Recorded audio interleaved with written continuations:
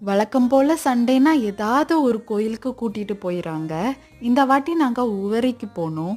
போன வாட்டி உவரிக்கு வரும்போது இவ்ளோ கடை இல்ல.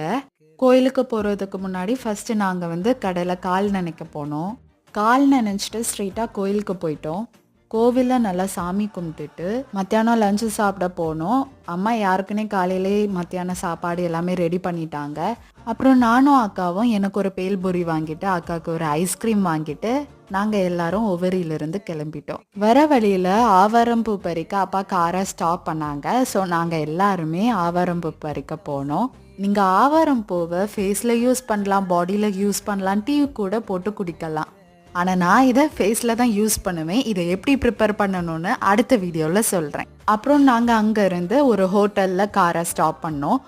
அங்கே நான் ஒரு டீ 2 மெதுவடை சாப்பிட்டேன். சாப்பிட்டுட்டு அப்படி கிளம்பிட்டோம். Bye guys, wait for another video.